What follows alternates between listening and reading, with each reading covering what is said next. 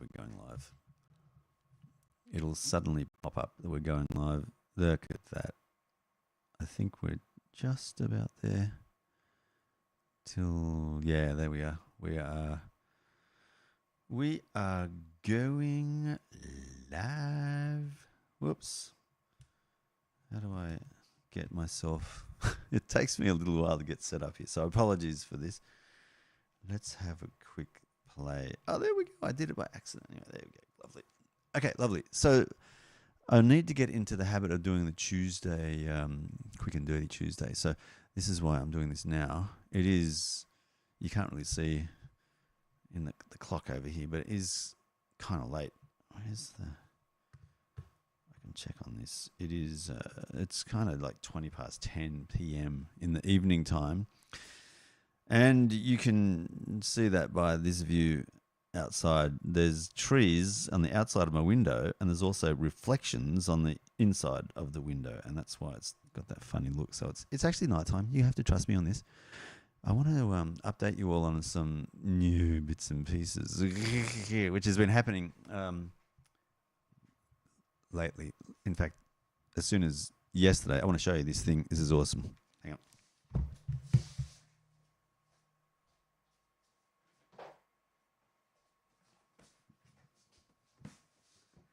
Oh, yeah. Oh, yeah. You can hear me kind of okay. Look at this. This thing, this is a guitar case, obviously. And I raced out to get that from a guy that I found out about on Marketplace, Facebook Marketplace. There you go. $75 for a Stratocaster generic hard case. Fantastic, $75. I was prepared to maybe pay, hundreds of dollars on Amazon, but I thought, you know what, I'm going to try Facebook Marketplace and see what's on offer there. So I did, and there it is, $75 on the top of the list. My guitar case, fantastic. It's not without some faults. So inside, you know how they're all soft, crushed velvet. Well, a little bit of it was peeling away. So last night I glued it back together and then taped it as well. So it's kind of, dodgy a little bit, but I love making things my own. So I repaired it and made it my own thing, which is awesome. So yeah, a little bit of repairs. It also had this strap which attached to the lid and then to the side to stop apparently to stop the lid from falling all the way over. I took it off because it was annoying, so I just got some scissors and snipped it off, and the lid still stays open. It doesn't fall backwards, so it was doing nothing at all, just getting in the way, being annoying. So that's cool. I cut that off. Otherwise, it's solid. There are no scratches, dents, breakages. The hinges all work. The locks all work. Tiny bit of surface thrust on the hinge joints or the screws that hold, or the rivets, whatever that holds it together. It's aluminium kind of outer edge along each edge of the top and bottom covers, so it matches and works and all fits in nicely. And I took it over to my brother's house. He's got a genuine Fender Strat, genuine Fender Telecaster, and both guitars Fender fit in the box, in the case as well. I've got a Squier by Fender Squier Stratocaster, which fits inside the case nicely as well. And I've got a tremolo bar, which I want to keep on, but I don't want to detach it and reattach it every time I use it. So I've kept it on the guitar. It fits in the case with the tremolo bar without dipping it or whatever, mashing it. So it's nice and secure and just works, which I love. And the reason I'm harping on about this is because I was so keen to get a case because I've done some work on the Stratocaster. I want to show you what I've done. Hold on. I know you can just barely hear me, but it's got 5 latches in this case. So secure. And it's got the foam inserts on the top and the bottom to keep the guitar secure. So when you're moving about, it all works. Look at that. It's a lefty headstock, so you can tell it's upside down, left-handed kind of, but it's on a right-handed body, and I love that. I love that so much. So what I've done is I've added the EMG afterburner in here, so it activates when you turn it on, and then you twist it to get 100%, 0%, and in between, and you push it in to deactivate it. I've got an EMG EXG tone control here. So it boosts the lows and highs, and it cuts the mids. It's very unusual, and it does a great job with that. That's the tremolo bar I was talking about. And I've added this. It's a 9-volt battery compartment with a 9-volt transistor battery installed under the strings to make it look like it's a triple humbucker. I just love doing things like that. So, and the other big mod is to power this new active circuitry I've installed, which came part of the EMG Afterburner kit and also the EMG EXG kit.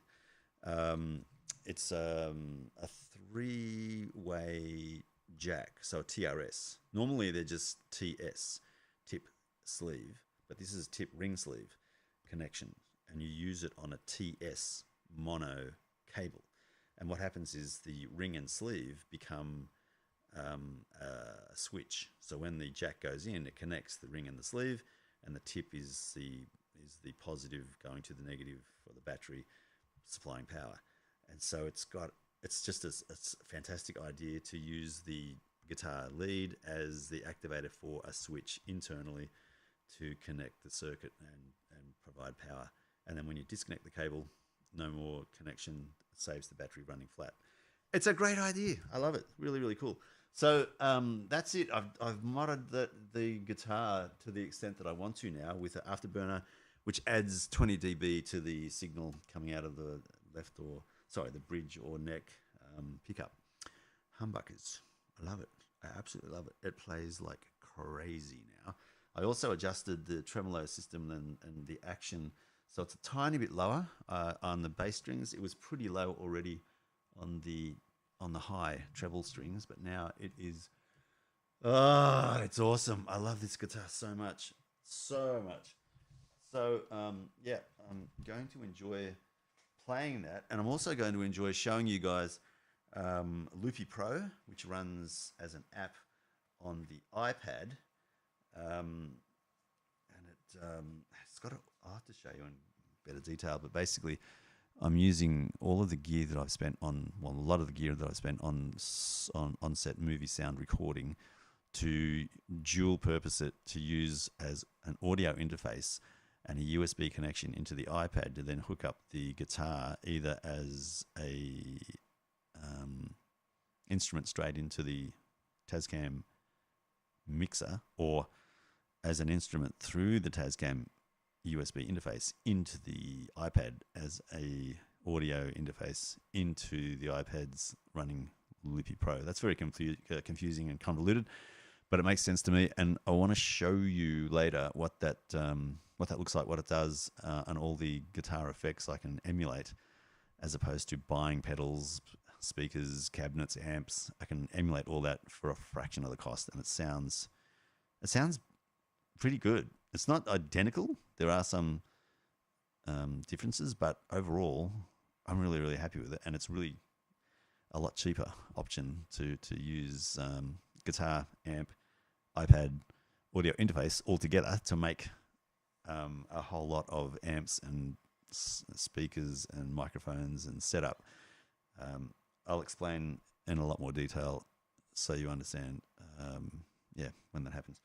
The other thing to say is that, and I wanted to show bits of video in the background, and I tried to organize it tonight, but ran out of time. I'm applying for jobs. I think you saw in one of the other vlogs, I was doing a quick 1 minute per job application. Now, I did 3 or 4 days of that, so about 15 minutes each day, morning and night. And I've got one phone call today for submission of a resume for a job as a business analyst. So that's one job already going. So it's probably going to be, how many, 15, 30, say it was 3 days, so that's 90 jobs. So you get, that's not a bad return. Yeah, I expect 1 or 2% return on these kind of activities. So advertising in general is the same kind of thing. You advertise a service for a business, you get 1-2% return. That's the expected norm. It's really low, so you expect most people to reject you, and then there's a couple that are interested out of 100. So it's as per expectations, which is cool. So I'm going to keep on applying for jobs, doing that, and then just see what other things come up. I think the market is turning a little bit, but I don't know. It's a tough one. It's just dependent on business, big business. Yeah. So we'll see. I'm still at Signub. I'll continue to do that as long as I can, even if I get a job in IT again. And I'm also continuing the on-set movie recording gig because I love recording sound. It's so cool. I've got a couple of extra bits and pieces for the Tascam Portacapture X8 to use as a field recorder, and I want to set up a website where I can get sound classified in a folder structure and then samples of each sound available for download and purchase. So I want to set up a business to provide sound and sound effects for people who want to use sound or sound effects in podcasts, movies, YouTube videos, home videos, whatever they're doing creatively for video and audio work.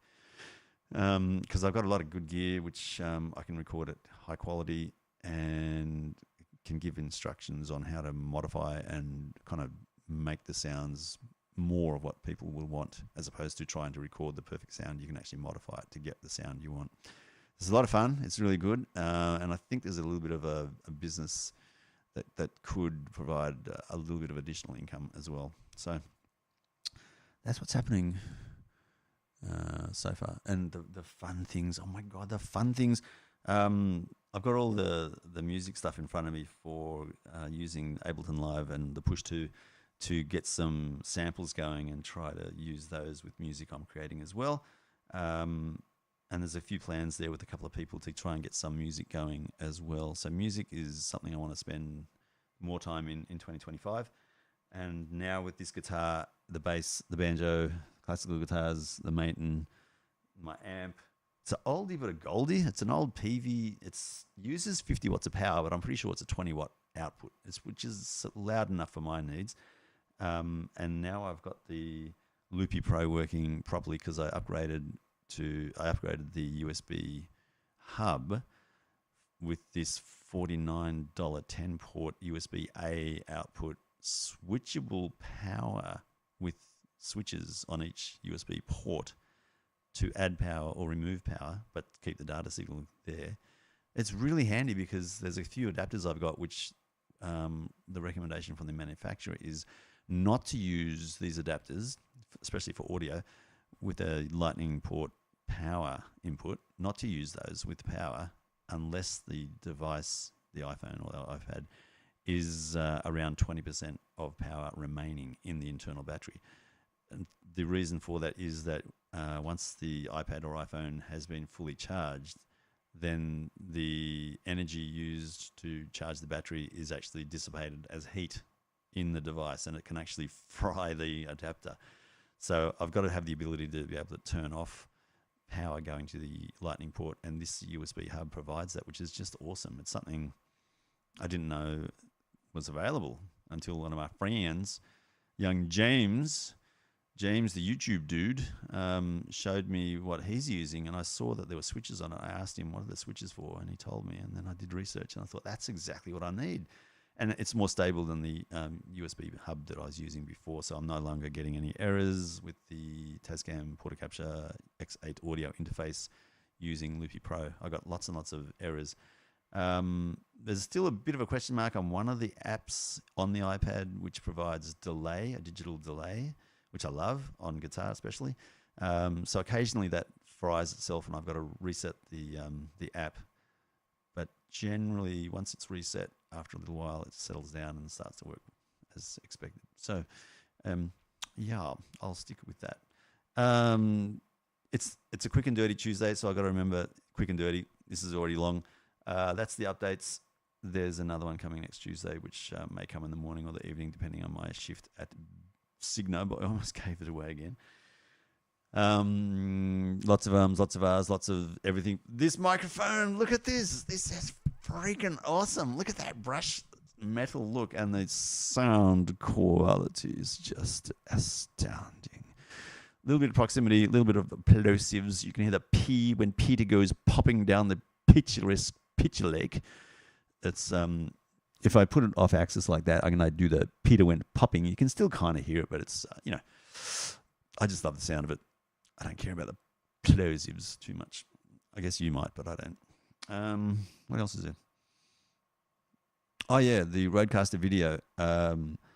Man, that's a really unexpected thing. I got to say, Rode gifting me that, and then being involved in the beta program a little bit further afield. I'm still helping them kind of improve the device. Yeah, so providing feedback to them has just been really awesome. I love that company so much. They're just really customer focused, and they listen to what people are saying and the feedback that they're getting. They actually deploy stuff via firmware updates. It's really cool. Really, really good. They're an Australian company too, here in Sydney. I can't believe it. So Blackmagic Design, also Australian. Loopy Pro, also Australian. Rode Australia, also Australian. Incredible companies with people that are dedicated to what they're doing to try and help the world to be better. So good. They're not just money focused. Yes, they're money focused, but not just money focused.